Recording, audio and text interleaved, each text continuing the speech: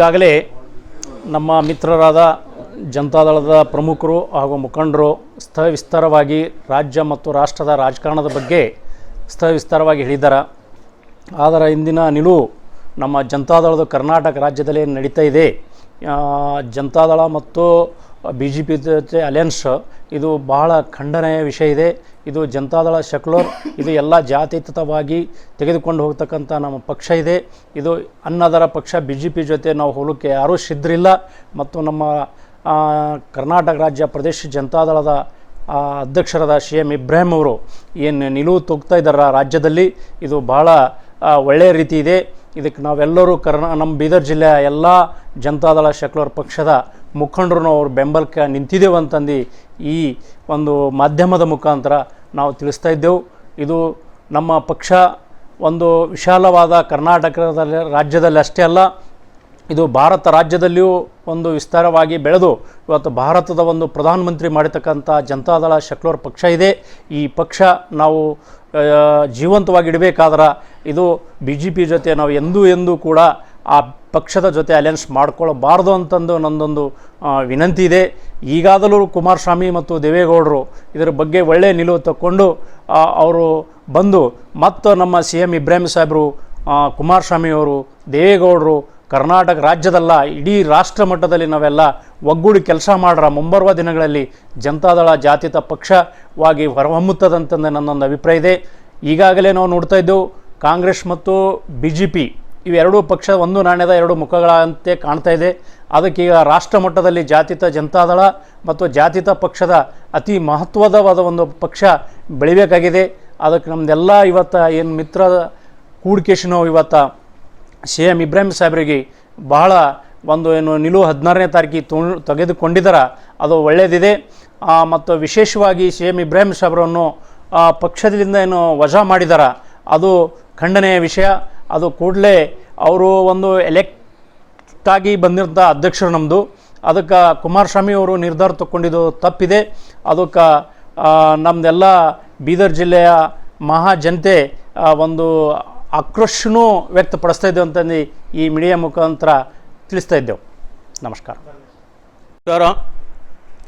ಇವತ್ತಿನ ದಿನ Humnabad IBನಲ್ಲಿ जनता-दल secular Humnabad assembly constituency की जानिब से जो प्रेस मीटिंग बुलाई गई है, इस प्रेस मीटिंग में कुछ कहने से पहले मैं तमाम हिंदू भाइयों के खिदमत में आज के दिन रामनवमी और विजयदशमी की मुबारकबाद पेश करता हूँ। दूसरी बात ये कि पिछले 16 तारीख को जनता दल सेकुलर की ओर से कर्नाटक प्रदेश के जनता दल अध्यक्ष माननीय श्री CM इब्राहिम साहब के सदारत में बेंगलुरु में जो एक मीटिंग बुलाई गई थी, उस मीटिंग में CM इब्राहिम साहब ने जो कुछ भी कहा, सारे स्टेट के हर एक ज़िले के ज़िला अध्यक्ष, तालुका अध्यक्ष, हर एक कार्यकर्ता तक उनकी बात पहुंच चुकी है। दूसरी बात यह है कि 2 दिन पहले जनता दल सेकुलर के राष्ट्रीय अध्यक्ष माजी प्रधानमंत्री HD देवेगौड़ा जी की ओर से बिना किसी इत्तला के, बिना किसी नोटिस के या कोई बिना इन्फॉर्मेशन के माननीय स्टेट प्रेसिडेंट CM इब्राहिम साहब को जो निकाले जाने की बात कही जा रही है, ये बिल्कुल गैर जमहूरी यानी कि अनऑफिशियली बात है, जो कि CM इब्राहिम साहब जो स्टेट के प्रेसिडेंट हैं, उनको एक सारे कर्नाटक प्रदेश के जनता दल सेकुलर के हर एक तालुका, हर एक ज़िला और पूरे स्टेट के लोगों ने मिलकर उन्हें स्टेट का प्रेसिडेंट बनाया है और वो एक इलेक्टेड प्रेसिडेंट हैं, उनको बिना किसी कारण के निकाला जाना भी, इसका भी हम खंडन करते हैं।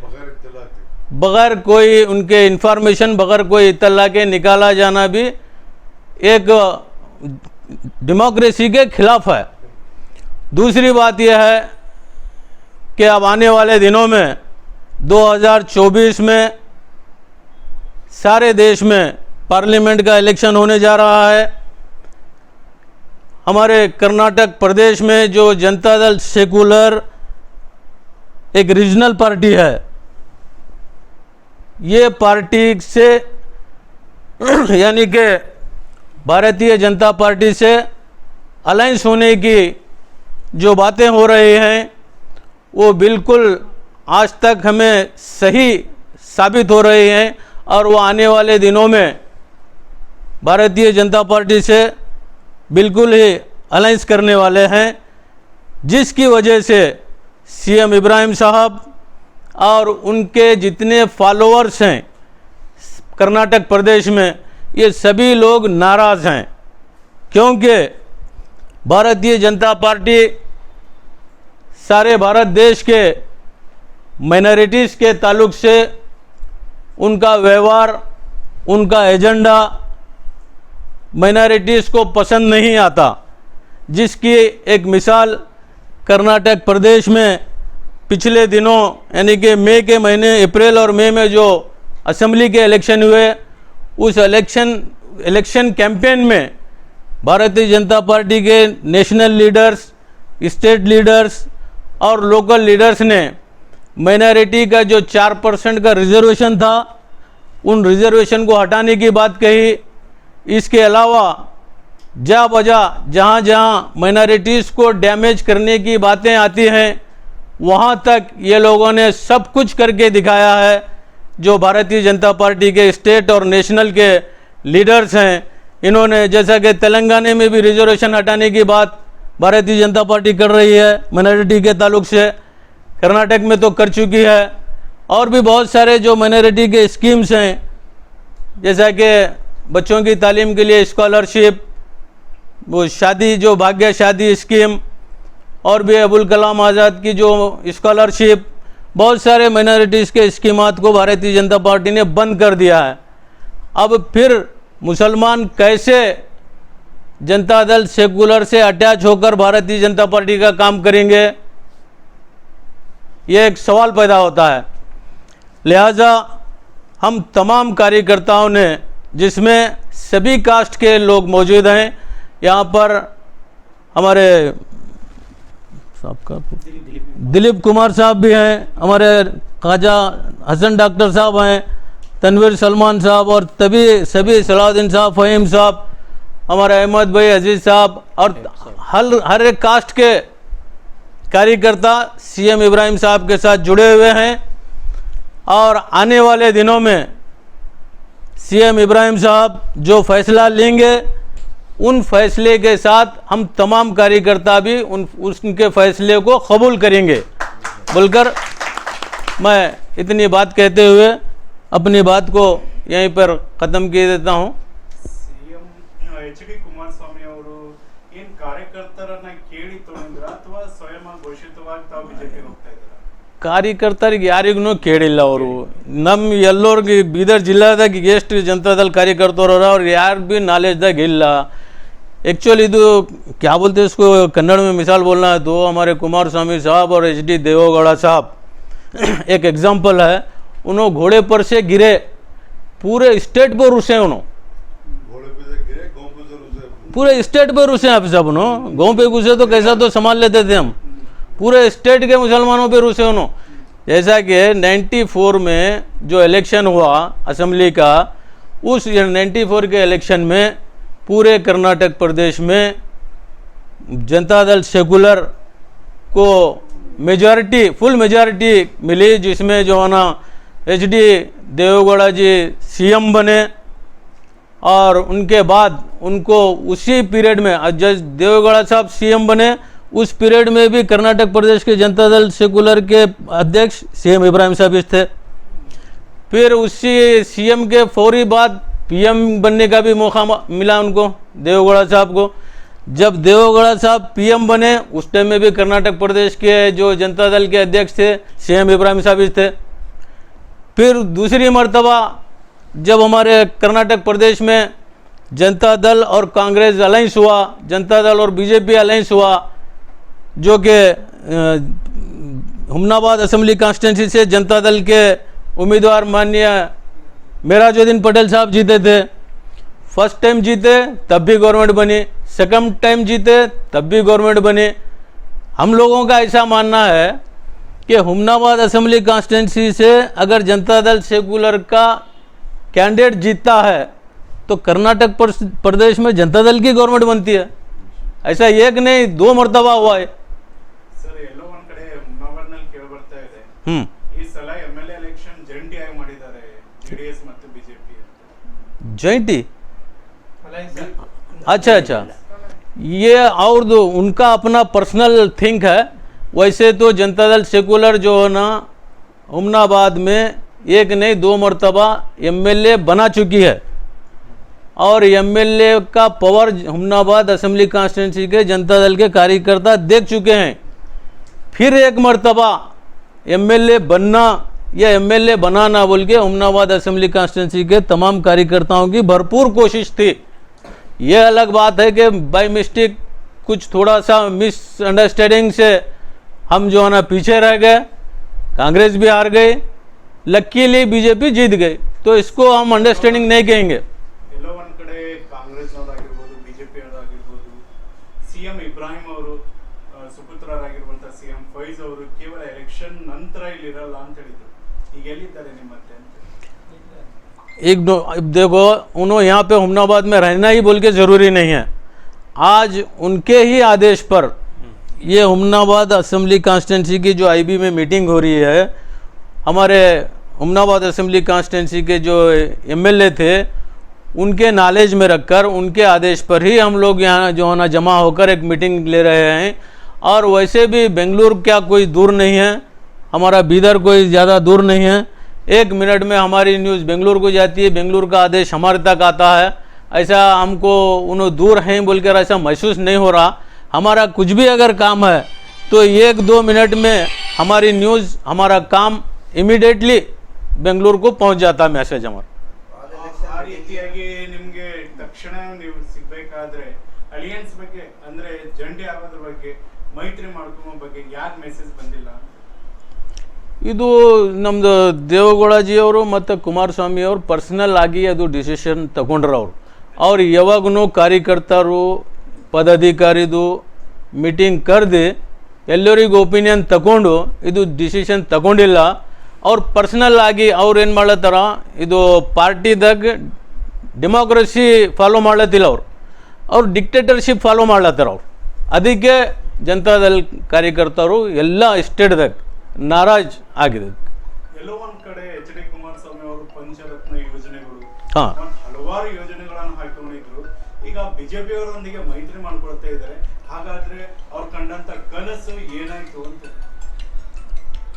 उनको क्या हो गया बोले तो एक्चुअल सच में क्या है बोले तो हर प्रदेश में, हर एक स्टेट में बीजेपी कांग्रेस तो चल रही है, उसके साथ साथ एक स्टेट की रीजनल पार्टी का होना ज़रूरी है, जो कि हमारे प्रदेश में जनता दल सेकुलर थी। आज की तारीख में उनको कम सीट मिलने से या कम वोटिंग परसेंटेज मिलने से उन्होंने नाराज़ होकर, अब तक जनता दल सेकुलर को माइनॉरिटी की फेवरेट पार्टी माना जाता था, माइनॉरिटी की फेवरेट पार्टी बोले तो जनता दल को मानते थे कर्नाटक प्रदेश में। अब उनको 2 टर्म से उनको ज़रा वोटिंग परसेंटेज भी कम मिल रहा और जो है ना उनके सीट भी कम आ रहे, जिस वजह से वो नाराज़ होकर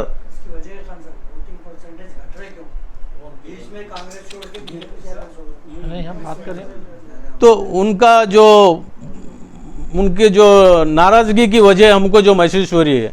जैसा कि अब इधर ज़िले में एक हमारे जनता दल के एक MLA थे माननीय बंडप्पा कासिमपुर साहब, 5 साल MLA रहे, हैदराबाद कर्नाटक के इंचार्ज रहे, क्या ऑर्गेनाइज करे उन्होंने, क्या पार्टी को डेवलप करे उन्होंने 10 साल के अंदर। उनके एक के सिवा दूसरा एमएलए नहीं आ रहा। उससे पहले जब मेराजुद्दीन पटेल साहब थे हुमनाबाद असेंबली कॉन्स्टिट्यूंसी से एमएलए, 3 एमएलए हमारे जिले से जीतते थे। वो ऑर्गेनाइज हुई थी। ग्राम पंचायत ग्राउंड लेवल तक हमारे कार्यकर्ता जीतते थे, फैक्ट्री हमारी जीती थी, जिला पंचायत में हमारा अध्यक्ष रहता था, हर एक टीपी में, तालुका पंचायत समिति में हमारी सरकार रहती थी, म्यूनसिपालिटी में हमारी सरकार रहती थी। तो वो ग्राउंड लेवल का काम करते थे। मेराजुद्दीन पटेल साहब जब थे, जनता दल का ग्राउंड लेवल काम होता था।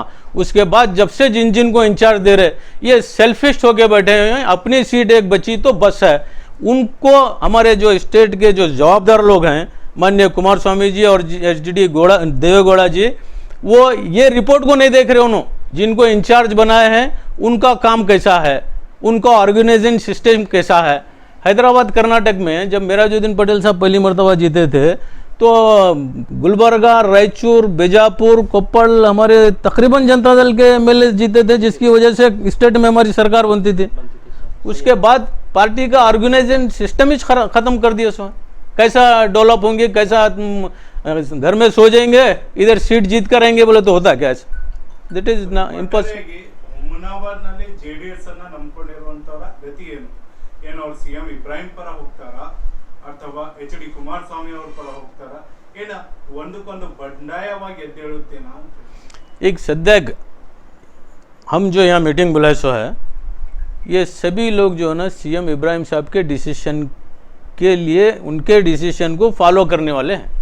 उन्होंने जो डिसीजन लेंगे सीएम इब्राहिम साहब, उनके सभी फॉलोअर्स हैं, उनके डिसीजन को यस ओके बोलकर चलने वाले कार्यकर्ता हैं। ಸಿಎಂ ಇಬ್ರಾಹಿಂ ಅವರ ಹೇಳಿಕೆ ಏನಾದರೂ ಒಂದು ಹೊಸ ಪಕ್ಷನೇ ಆಗಿತ್ತು ಅಂದ್ರೆ ನಿಮ್ಮ ನಿರ್ಧಾರ ಏನಾಗುತ್ತೆ ಅಂತ? अरे और वो उनका जो ओपिनियन है सीएम इब्राहिम साहब का, अगर उन्होंने कोई पार्टी से जाना चाह रहे हैं तो भी हम उनके साथ यस, या उन्होंने कोई एक नई पार्टी ओपन करना चाह रहे हैं तो भी वो वक्त के इंतज़ार करेंगे। जिस वक्त पे उन्होंने जो डिसीजन लेना है हम उनके डिसीजन के साथ हैं। ಈಗಾಗಲೇ ಕಾಂಗ್ರೆಸ್ನಿಂದ ಬೇಸತ್ತಿರುವಂತ ಸಿಎಂ ಇಬ್ರಾಹಿಂ ಅವರು ಮತ್ತೆ ಕಾಂಗ್ರೆಸ್ ಪಕ್ಷವಂತೂ ಸೇರುವ ನಿರೀಕ್ಷೆ ಅಂತೂ ಸದ್ಯದಲ್ಲಿ ಕಾಣಿಸ್ತಾ ಇಲ್ಲ. ಆದ್ರೆ ಮುಂಬರುವಂತ ದಿನಗಳಲ್ಲಿ ಏನಾದ್ರೂ ಅವರು ಕಾಂಗ್ರೆಸ್ ಅನ್ನ ಅಲೈನ್ಸ್ ಆದ್ರೆ ಇಲ್ಲಿರುವಂತವರ ಜನತಾ ದಳದವರ ನಿರ್ಧಾರ ಏನಾಗುತ್ತೆ ಅಂತ? ಅದೇ ಅವರ ಅಸೆಂಬ್ಲಿ ಎಲೆಕ್ಷನ್ದಾಗ ಯಾವ ಏನು ಡೈರೆಕ್ಷನ್ ಕೊಡ್ತಾರೋ ಅದು ಆ ಡೈರೆಕ್ಷನ್ ಮ್ಯಾಗ ನಾವು ಎಲ್ಲರೂ ಫಾಲೋ ಮಾಡ್ತೀವಿ. ಪಾರ್ಲಿಮೆಂಟ್ ಎಲೆಕ್ಷನ್ದಾಗ ಏನು ಡೈರೆಕ್ಷನ್ ಕೊಡ್ತಾರೋ ಆ ಡೈರೆಕ್ಷನ್ ಫಾಲೋ ಮಾಡ್ತೀವಿ. ಯಾವ ಭೀ ಎಲೆಕ್ಷನ್ ಆಗಲಿ ಅವ್ರ ಡೈರೆಕ್ಷನ್ ಮ್ಯಾಗ ನಾವು ಎಲ್ಲರೂ ಕಾರ್ಯಕರ್ತವ್ರು ಫಾಲೋ ಮಾಡಿ ನಡೀತೀವಿ. ಕೊನೆಯದಾಗಿ ಜೆಡಿಎಸ್ಗೆ ಈ ರೀತಿಯಾದಂತಹ ಮೈತ್ರಿ ಮಾಡಿಕೊಳ್ಳುವ ಪರಿಸ್ಥಿತಿ ಯಾಕೆ ಬಂತು ಅಂತ? बीजेपी से अलायंस, अरे उदू ये जो बात है इसको, ये बात को सोचने के लिए राष्ट्रीय अध्यक्ष एचडी देवेगौड़ा जी, माननीय कुमार स्वामी जी, ये दोनों मिलकर सोचना चाहिए कि ये लोग क्यों उनके साथ जा रहे, जाने से पार्टी को फ़ायदा है क्या नुकसान है। ये कैलकुलेशन उनका काम है, कैलकुलेशन करना। आज अलायंस हो रहे, हो सकता है कल के रोज़ उन्होंने उसके अंदर जम भी हो जाएंगे, इंक्लूड भी हो जाएंगे, तो क्या हम भी उनके साथ जाएंगे?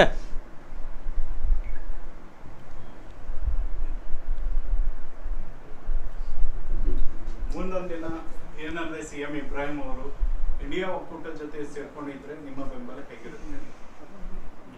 क्या बोले?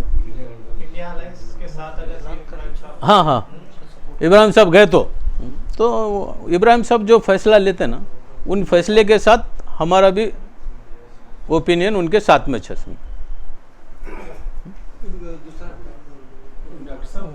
ಹಬ್ಬದ ಶುಭಾಶಯಗಳು. ಇವತ್ತ ಜಾತ್ಯತೀತ ಜನತಾದಳದಂದು ಪ್ರೆಸ್ ಕಾನ್ಫರೆನ್ಸ್ ಬಂದು ಮಾಡ್ತಾಯಿದ್ದೆವು. ಹುಮ್ನಾಬಾದು ಮತಕ್ಷೇತ್ರದ ಅಭ್ಯರ್ಥಿ ಡಿಫೆಕ್ಟೆಡ್ ಎಮ್.ಎಲ್.ಎ ಸಿ.ಎಂ. ಫೈಜ್ ಅವ್ರದ ಆದೇಶ ಮೇರೆಗೆ ಇವತ್ತಿನ ದಿವಸ ನಾವು ತಿಳಿಸೋದೇನೆಂದರೆ, ಜಾತ್ಯತೀತ ಜನತಾದಳ ಮತ್ತು BJPಯನ್ನು ಹೊಂದಾಣಿಕೆ ಮಾಡ್ಕೊಂಡು ಬರೋಂಥ ಮುಂದೆ ಪಾರ್ಲಿಮೆಂಟ್ ಎಲೆಕ್ಷನ್ ಏನು ಆಳಕ್ಕೆ ಬರ್ತಾಯಿದ್ದಾರೆ, ಅದ್ರಗೋಸ್ಕರ ಎಲ್ಲರೂ ಒಂದು ಕಲಿತು ಪ್ರೆಸ್ ಮೀಟ್ ಮಾಡ್ತಾಯಿದ್ದೆವು. 16ನೇ ತಾರೀಕು ಬೆಂಗಳೂರಿನಲ್ಲಿ ಸಿ ಎಂ ಇಬ್ರಾಹಿಂ ಸಾಹೇಬರು ನಮ್ಮ ರಾಜ್ಯಾಧ್ಯಕ್ಷರನ್ನು ಸಭೆಯನ್ನು ಕರೆದಿದ್ದಾರೆ. ಆ ಸಭೆಗೆ ನಾವೆಲ್ಲ ಹಾಜರಾಗಿದ್ದೆವು. ಆ ಸಭೆಯಲ್ಲಿ ಏನು ತೀರ್ಮಾನ ಬಂತ, ಎಲ್ಲ ಜಿಲ್ಲೆದ ಪ್ರಮುಖರು ಮತ್ತು ಜಿಲ್ಲೆದು ಅಧ್ಯಕ್ಷರು, ಕೆಲವು ಪ್ರಮುಖರು ತಮ್ಮ ತಮ್ಮ ಅಭಿಪ್ರಾಯನ ತಿಳಿಸ್ಲಾಕ ಕೇಳಿದಾಗ ಎಲ್ಲರ ಅಭಿಪ್ರಾಯವನ್ನು ಕೇಳಿ ಸಿ ಎಂ ಇಬ್ರಾಹಿಂ ಸಾಹೇಬರು, ನಾನು ದೇವೇಗೌಡ ಜೊತೆ ಕುಂತು ಮಾತುಕತೆನೂ ಆಡ್ತೇನೆ, ಮುಂದೆ ಬರೋಂಥ ಪಾರ್ಲಿಮೆಂಟ್ ಎಲೆಕ್ಷನ್ನಲ್ಲಿ ನಾವು ಒಕ್ಕಟ್ಟಾಗಿ JDSನ್ನೇ ಪಕ್ಷ ಮುಂದೆ ತೊಗೊಂಡು ಹೋಗಿ ನಾವು ಎಲೆಕ್ಷನ್ ಆಡ್ರ ಅಂತ ಹೇಳಿದ್ರು. ಮತ್ತು ಆಮೇಲೆ ಬರೋಂಥ ದಿನದಾಗ ನಾ ಕುಮಾರಣ್ಣವ್ರ ಜೊತೆ ಮತ್ತು ದೇವೇಗೌಡರ ಜೊತೆ ಕುಂತು ಮಾತಾಡಿ ನಮ್ಮ ಪಕ್ಷ ಯಾರದೇ ಜೊತೆ ಹೊಂದಾಣಿಕೆ ಬೇಡ, ನಾವು ಎಲ್ಲರೂ ಕಲಿತು ಒಂದು ಮಾಡೋಣ ಅಂತ ಸಿ ಎಂ ಇಬ್ರಾಹಿಂ ಸಾಹೇಬ್ ಹೇಳಿದರು.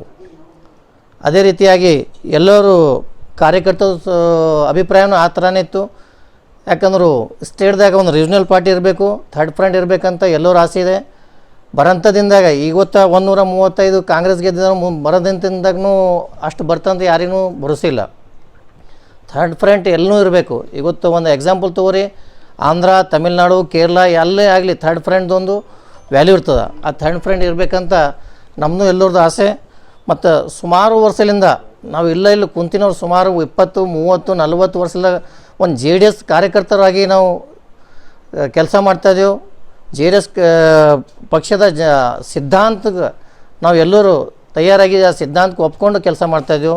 ಬರೋಂಥದಿಂದ ನಾವು JDS ಸಿದ್ಧಾಂತ ಇರಲಿ ಅಂತ ಹೇಳಕ್ಕೆ ಬಯಸ್ತೀವಿ. ಯಾಕಂದ್ರೆ ನಮಗೆ ಬೇರೆ ಸಿದ್ಧಾಂತ ನಾವು ಹೊಂದಾಣಿಕೆ ಮಾಡ್ಕೊಂಡಿಲ್ಲ ಇಲ್ಲಿವರೆಗೂ. ಏನು ಬರೋಂಥದಿಂದಾಗ ನಾವು JDS ಪಕ್ಷದಲ್ಲೇ ಇರಬೇಕು. ಮತ್ತು ಸಿ ಎಂ ಇಬ್ರಾಹಿಂ ಸಾಹೇಬರು ಏನು ನಾನು ಅಧ್ಯಕ್ಷ, ಎಲೆಕ್ಟೆಡ್ ಅಧ್ಯಕ್ಷ ಅಂತ ಏನು ಮಾಡ್ತಾಯಿದ್ದಾರೆ, ಕುಮಾರಣ್ಣವರು ಮತ್ತು ದೇವೇಗೌಡಜಿಯವರು ನಮ್ಮ ಮಾಜಿ ಪ್ರಧಾನಮಂತ್ರಿಯವರು ಅವರು ಎಲ್ಲರೂ ಕಲ್ತು ಒಂದು ನಿರ್ಧಾರ ಬಂದು JDS ಪಕ್ಷ ಹೀಗೆ ಮುಂದುವರಿಲಿ ಅಂತ ಹೇಳ್ತೀನಿ ಅಂತ ನಂದು 2 ಮಾತು ಮುಗಿಸ್ತೀನಿ.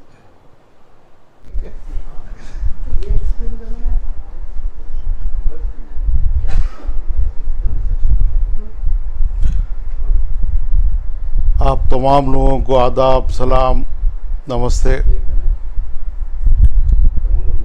भाइयों, एक चिंता का विषय है कि कर्नाटका में एक पार्टी जो जनता दल सेकुलर के नाम से जानी जाती है और उस पार्टी ने कर्नाटका में कई बार हुकूमत की है और उस पार्टी की किसानों, गरीबों, मजदूरों और तमाम ऐसे लोग जिनको हक नहीं मिला, ऐसे तमाम लोगों की आवाज़ अगर कोई पार्टी है तो वो जनता दल सेकुलर है। जनता दल सेकुलर की जो आइडेंटिटी है, वो जो पहचान है, बड़े अफसोस की बात है कि आज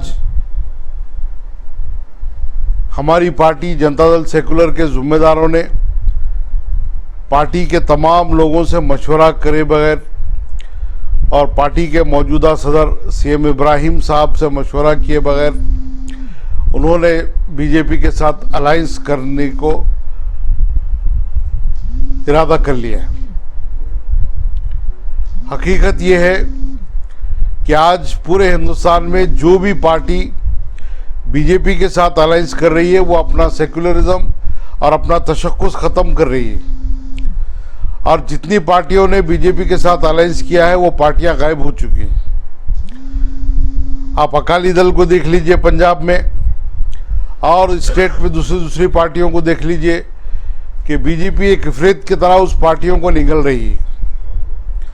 और ख़ास बात यह है कि तमाम हिंदुस्तानियों की, हिंदू, मुस्लिम, सिख, ईसाई, पिछड़े, दलित तबकात जो हैं, सभी की तायद करने वाली जो पार्टी है वही पार्टी हिंदुस्तान पर हुकूमत कर सकती है।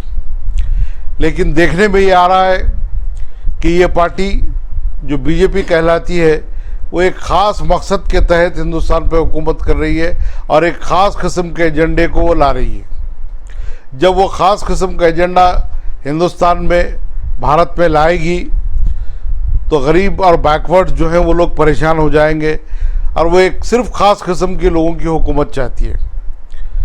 तो ऐसे में जब जनता दल सेकुलर जो हिंदुस्तान, कर्नाटका में कई बार हुकूमत कर चुकी है और हिंदुस्तान में भी एक बार पंच प्रधान देवेगौड़ा जी बन चुके हैं, तो इस पार्टी की जो आइडेंटिटी है इसको ख़त्म नहीं करना चाहिए, इसको सेक्युलरिज्म को बाकी रखना चाहिए।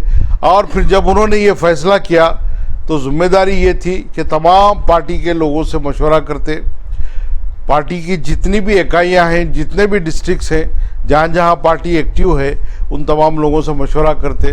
मगर अफसोस की बात यह है कि उन लोगों ने मशवरा नहीं किया। अब भी मौका है, वो अपनी गलती को सुधार सकते हैं। हम अब भी उम्मीद करते हैं कि वो ठंडे दिल से सोचेंगे और पार्टी के बेहतर फ्यूचर के लिए, बेहतर मुस्तकबिल के लिए बेहतर फैसला करेंगे। और हमारे जो सदर हैं मौजूदा सीएम इब्राहिम साहब, उनका भी बयान आया कि उनका कहना था कि मैं सदर हूँ लेकिन मुझसे पूछा नहीं गया, मुझसे बात नहीं की गई। तो ये भी अफसोस की बात है कि डेमोक्रेसी में हर एक से पूछा जाता है और जो सदर है उसका फैसला भी फैसला होता है, तो उनसे पूछा नहीं गया। तो हम इस बात की जो है खंडन करते हैं और देवेगौड़ा जी साहब से हमारी गुजारिश है कि वो अपने फैसले को फिर एक बार गौर करें, गौर करके अपनी पार्टी के साथ जो एस लगा हुआ है, सेकुलरिज्म जो लगा हुआ है, उसकी पहचान को बाकी रखें और कर्नाटका को पूरे हिंदुस्तान में एक जन्नत निशान, एक मॉडल बनाने की कोशिश करेंगे। जय हिंद, जय कर्नाटक।